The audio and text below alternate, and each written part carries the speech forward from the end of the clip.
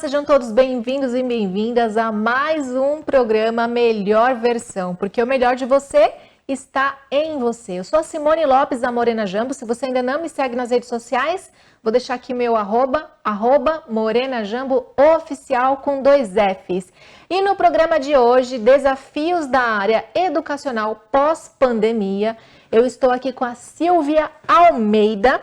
Ela é uma das diretoras do Colégio Almeida, do Jardim Cumbica, é graduada em Pedagogia, pós-graduada em Psicopedagogia, pós-graduada em Gestão, Liderança e Coaching. Atualmente faz pós em Neuropsicopedagogia e Psicomotricidade e professora de Educação Financeira. Silvia, seja bem-vinda. Obrigada. Muito obrigada por ter aceitado o nosso convite. Eu que agradeço. E Silvia, é um tema bem pertinente para o momento que nós estamos vivendo, principalmente você que é mãe, você que é pai. Nós estamos ainda, na pandemia e dentro do contexto, uma das áreas que mais foi afetada foi a questão educacional dos nossos filhos, porque a gente do nada se viu em home office, os pais tendo que trabalhar. Caiu por terra aquela questão que home office, a pessoa está em home office, ela não faz nada, muito pelo contrário, ela tem 4 ou 5 atividades ali, que é cuidar da alimentação, ver se o filho fez lição, fazer as reuniões virtuais, enfim, a gente entendeu que foi um contexto bem complicado de atuar e mais entrar nas reuniões online, nas aulas online para acompanhar o filho. E aí eu fico me perguntando, as escolas tiveram esse desafio. A gente agora está sentindo isso na pele, porque teve aí uma defasagem, na maioria dos alunos. Como que vocês, Silvia, conseguiram se diferenciar dentro desse contexto? Bom, primeiro, muito obrigada pelo convite, por estar vindo aqui conversar um pouquinho, falar da nossa área, que foi realmente uma área que teve, passou por uma dificuldade muito grande, Nós tivemos, que nos desdobrar para conseguir dar conta de tudo, mas graças a Deus passamos por isso. Foi realmente muito difícil, foi um momento muito novo, Ninguém estava esperando. Quando nós iniciamos ali aquele ano de 2020, iniciamos de uma forma tão tranquila, imaginando que seria um ano como qualquer outro, como um ano dentro da normalidade, e logo no segundo mês de aula nós tivemos que nos modificar. Sim. De forma absurda. Sim, foi logo depois do carnaval, Foi eu me recordo. Meu último de março. Eu lembro, porque naquele ano eu nunca vou esquecer, foi a primeira vez que eu fui ao Ibirapuera para ver Alceu Valença, que estava Marcou, numa pré-micareta de carnaval.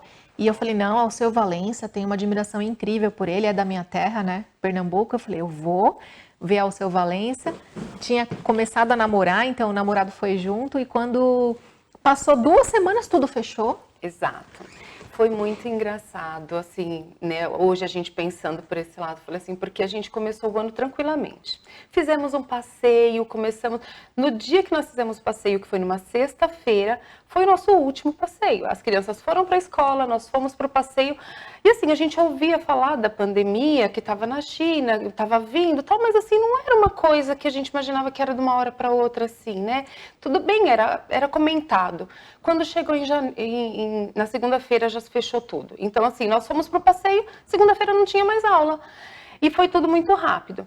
Então, naquela primeira semana, onde a supervisora ainda foi falando para a gente, olha, precisa estar se adequando, São muitas modificações que vão ser feitas. As crianças foram naquela primeira semana após o dia 17 de março. Alguns sim, outros não, porque aí os pais já ficaram meio na dúvida.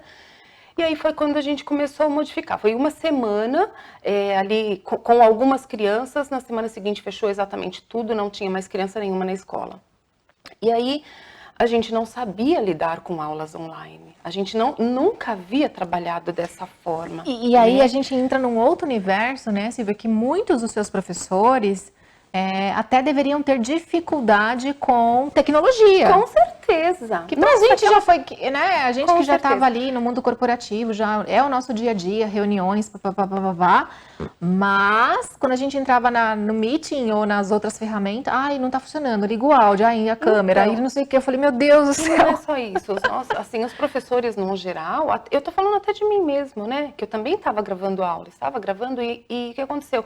Era celular que não comportava mais tanto vídeo, você fazia uma, duas gravações, porque assim, você não está com o celular apropriado para isso. Sim. Então você gravava uma aula, o celular já travava, você não conseguia gravar a aula seguinte, tinha hora para mandar aula, tinha hora para postar aquela aula, baixava, a internet não funcionava, então foi muito difícil. Mas assim, os professores eles foram se adaptando.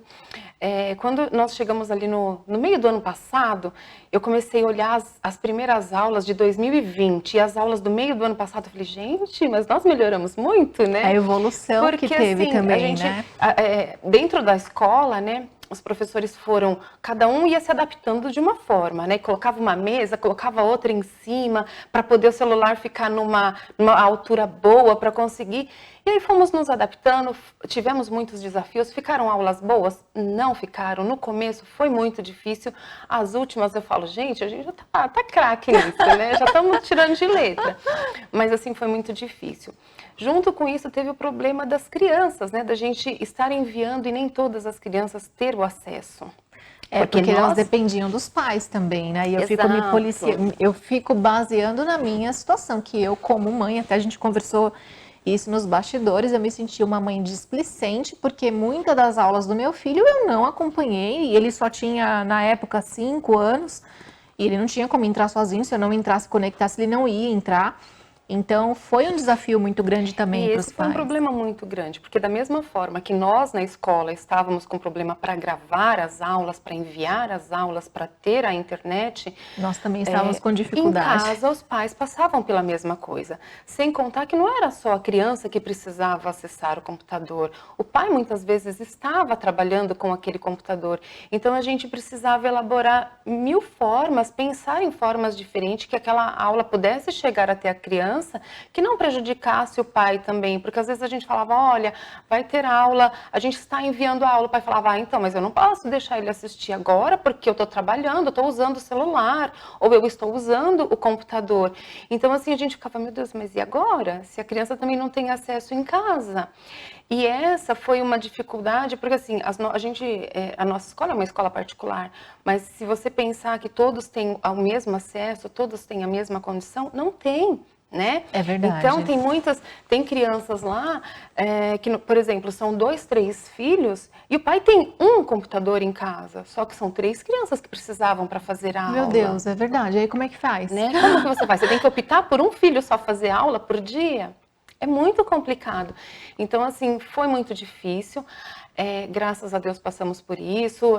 Hoje, assim, a gente olha para trás e fala, nossa, tudo foi um aprendizado, né? As crianças aprenderam a estudar de uma forma diferente, nós aprendemos a ensinar de uma forma diferente. E, infelizmente, assim, a gente vai passar ainda por algumas dificuldades no decorrer dos próximos anos, devido a toda essa defasagem que fica. Você até comentou, eu fiquei assustada com o tempo, Silvia.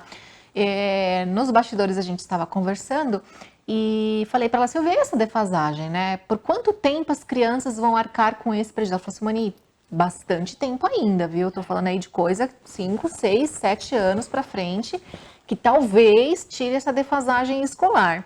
Então, houve um prejuízo educacional para as crianças. Muito grande. E aí me vem uma frase, Silvia, que é uma frase de Charles Darwin, é uma frase bem conhecida do público, que não é mais forte aquele que sobrevive, né? É o que se adapta mais rápido. Então, assim, eu entendo que a sua escola, como você falou, a gente se adapta, né? A gente vai se adaptando. Então, não é questão de força, né? Não. É a questão de adaptabilidade mesmo. Quantas pessoas estavam também receptivas? Como você falou, tem pai que deve ter te dado mais dificuldade. Com certeza. Teve os dois lados, né? A gente entende o lado do filho, a gente entende o lado do pai também.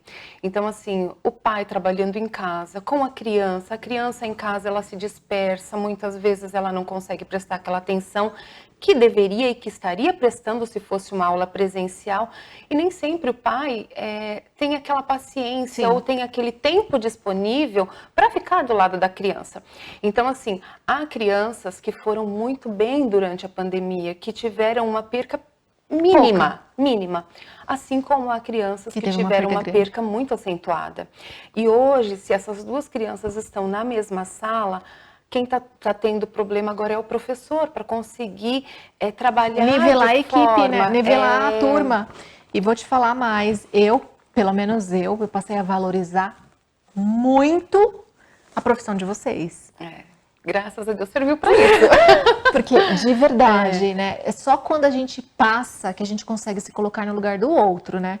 Então, com o Enzo em casa, e muitas vezes assim, a gente acaba perdendo a paciência, fala assim, meu Deus, a sua professora realmente ama muito o que ela faz. Muitos pais falaram isso pra gente. E realmente a gente passou a valorizar muito o educador, porque não é fácil, gente. Os pais falavam assim pra gente, e até hoje falo, pelo amor de Deus, não vai voltar aula online não, né? Eu falei, não, se Deus quiser não volta mais. Aí eles falam, não, porque vocês, olha, bato palma, viu? Ele fala assim, porque... Bom, alguma coisa tinha que ficar de bom dessa história, né? Sempre tem um lado bom. E eles falam, se eu não tinha paciência com um em casa, imagina você com 20 dentro da sala. Eu falei, Então, Silvia, a pergunta que não quer calar e provocativa, né? Qual foi o maior desafio? Lidar com os pais ou com as crianças? Acho que com os pais. Com os pais, com certeza. Eu não queria falar nada, mas com os pais, com certeza. A gente assim, né? Eu falei, eu tenho que fazer essa pergunta, até porque eu também sou mãe, participo das reuniões, acompanho meu filho. E aí eu fico olhando assim, eu falo, gente do céu. Com as crianças é muito tranquilo, né? Quando estava online, tinha assim as dificuldades normais, mas mesmo assim era muito mais tranquilo lidar com as crianças ainda online do que com os pais online. Porque assim, os pais não entendiam as coisas, a gente tentava explicar, não, mas não é desse jeito, mas assim é muita coisa, mas... Então assim, calma, pai. Vamos com calma, a gente vai se adequar, a gente vai trabalhar junto, a gente está aqui para te ajudar. Só que, infelizmente, nós não temos como trazer a criança para a escola. Então, a gente precisa dessa ajuda nesse momento. Precisa muito, acho que é a parte mais, assim, do apoio dos pais. Muitos pais falavam assim, nossa, mas vocês estão jogando todo o trabalho de vocês para dentro de casa, para a gente ensinar. Eu falei, pai... nós não estamos jogando, a gente está fazendo tudo o que é possível, só que infelizmente nós queríamos que as crianças estivessem dentro, mas infelizmente não é possível. Eu não posso trazê-las aqui para dentro. Para a gente seria muito mais fácil, né? Seria mais fácil para o pai, mas seria muito mais fácil para nós também, professores. Com certeza. E isso que a gente nem está falando das perdas financeiras que vocês tiveram em relação à questão de muitos pais... terem tirado os filhos das escolas. Nós tivemos uma perca de quase 50%. Meu Deus. E como é que sobrevive, Silvia, financeiramente a escola, gente? Eu falo, por isso que eu falo, gente, não é questão de força, né? É questão de se adaptar, você reduz uma despesa ali, negocia. Exatamente. Os pais falavam assim, mas vocês precisam reduzir a mensalidade, porque vocês não estão tendo gasto com o aluno. Eu falei, pai, mas o professor, que é o gasto grande do colégio... o potencial humano. É o mesmo. O Porque seu aluguel não deve ter diminuído, né? Graças a Deus, nós não pagamos aluguel. Mas eu fico pensando nas escolas que pagam. Sim. Muitas escolas, muitos amigos nossos fecharam. Porque não tiveram como mais se manter, né? Não tiveram como arcar. Porque, assim, eu entendo perfeitamente também que aqueles pais perderam seus empregos, tiveram seus salários reduzidos. É necessário tirar o filho da escola, né? Muitas vezes é necessário reduzir a mensalidade. Nós fizemos tudo que estava ao nosso alcance. Nós reduzimos muitas mensalidades, deixamos, bem dizendo, 50% dos nossos alunos, ou quase que 50%, desculpa, da mensalidade, ou quase 50% dos alunos ali tiveram suas mensalidades muito baixas, né? E assim, o que a gente tinha, o que entrava para a escola era para pagamento de professores. Né?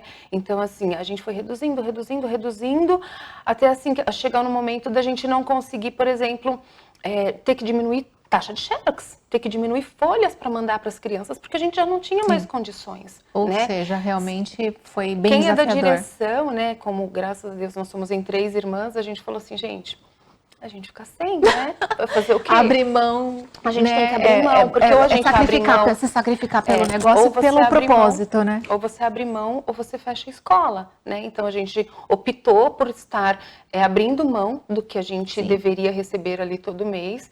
Graças a Deus, os nossos maridos todos trabalham, então eu falei, vocês vão ter que se virar e a gente vai trabalhando com E é aquilo que a gente fala, né? É não interromper um sonho, né? Exatamente. Porque não é só deixar de receber, é não interromper um sonho. Não. Silvia, passa muito rápido, a gente já está chegando ao fim. Não acredito, já. Passou, teria aqui assunto para mais um Melhor Versão. Eu quero que você deixe os contatos da escola, os seus contatos pessoais, para quem quiser fazer uma visita no Colégio Almeida e te achar também, né, pela sua expertise, de repente fazer uma troca de network. Acho que deve ter muita escola também nos assistindo, de repente quer trocar uma figurinha. Como é que fazem para te encontrar?